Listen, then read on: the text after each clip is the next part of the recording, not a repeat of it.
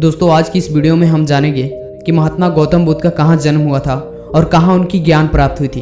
यानी कि कुल मिलाकर कहे तो आज उनकी इस वीडियो में पूरा जीवनी वर्णन करेंगे। तो चलिए वीडियो का शुरुआत करते हैं। सिद्धार्थ का जन्म ईसा से 563 साल पहले लुम्बिनी जंगल में हुआ था। लुम्बिनी नेपाल के कपिलवस्तु और देवदाह के बीच नवतारा स्टेशन से 13 किलोमीटर दूर दक्षिणी नेपाल में है। सिद्धार्थ कपिलवस्तु की महारानी महामाया देवी और राजा सुदोधन के बेटे थे। बताया जाता है कि महारानी महामाया देवी एक बार अपने मैका देवदाह जा रही थी। इसी दौरान उन्होंने जंगल में सिद्धार्थ को जन्म दिया।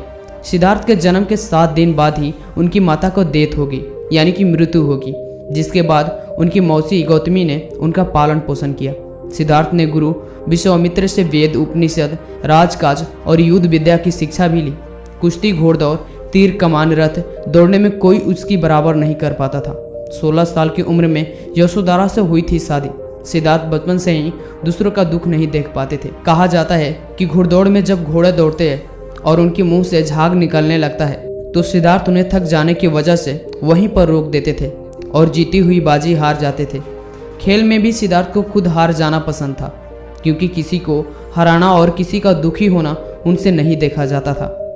शाक्य वंश में जन्मे सिद्धार्थ का विवाह 16 वर्ष की उम्र में दंडपाणी शाक्य के बेटी यशोधरा के साथ से हुई। शादी के बाद राजा सुदोधन ने सिद्धार्थ के लिए 3 ऋतुओं के लिए लायक 3 सुंदर महल बनवाए। यहाँ सिद्धार्थ के लिए कई तरह की सुविधा मौजूद थी, पर यह सब चीजें सिद्धार्थ को संसार से बांधकर नहीं रख सकी।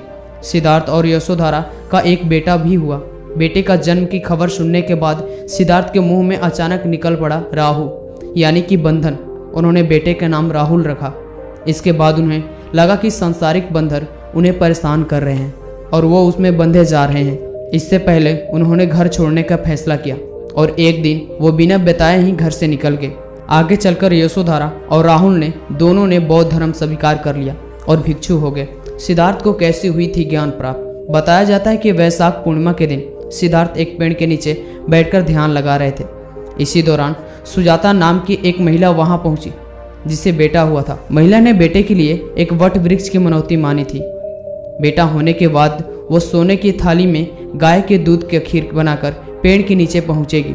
यहाँ उन्होंने सिद्धार्थ को देखा तो सोचा कि वृक्ष देवता साक्षात वह मनुष्य के रूप में बैठे हुए हैं। सुजाता ने उन्हें खीर दिए और कहा कि जैसे मेरी मनोकामना पूरी हुई उसी तरह से आपकी भी हो। कहा जाता है कि उसी रात को ध्यान लगाने पर सिद्धार्थ की साधना सफल हुई। उन्हें सच्चा बौद्ध ज्ञानी प्राप्त हुई थी और तभी से वो बुद्ध कहलाए। ज्ञान प्राप्त होने के बाद बुद्ध 4 सप्ताह तक उसी बौद्ध वृक्ष के नीचे साधना में लीन रहकर धर्म के स्वरूप का चिंतन करते रहे।